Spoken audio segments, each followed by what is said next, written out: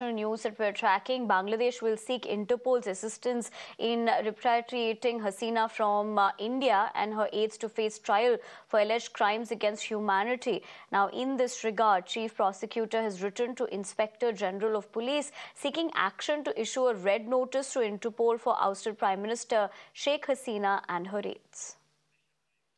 Rishabh Pratap Singh, my colleague, joins me for more. Rishabh, very good morning to you. Given the significant development, what are we picking up as to how this could be a threat to at the moment? Well, if we talk about Mohammed Yunus, who was addressing the nation after 100 days of his interim government, and while addressing the nation, he went on to say that he will try and bring Sheikh Hasina back to Dhaka and will request India to extradite Sheikh Hasina, the Prime Minister of Bangladesh, to Dhaka and try her for the quote-unquote crime against humanity. But while Mohammed Yunus was addressing the nation on the 100th day of his interim government, his 100 days have been marred with violence against the people from minority communities, attacks, writings, arson on the properties and areas dominated by the minority communities.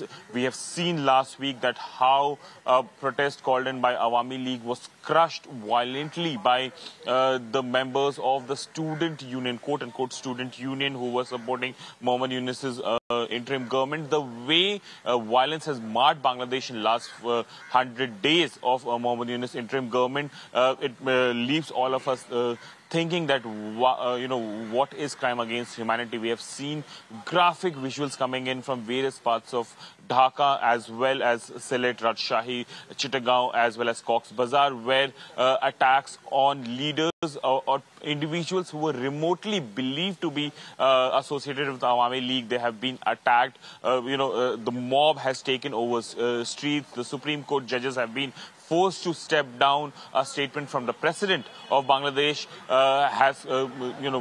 has led to calls for his resignation as well. So the law and order situation, the political situation in Bangladesh since Sheikh Hasina was ousted is something that needs to be looked into. And Mohammed Yunus, while he was talking about 100 days, spoke about the crime against humanity undertaken by the Sheikh Hasina government, but failed to address the crimes, the looting, the arson that has happened under his watch in last 100 days.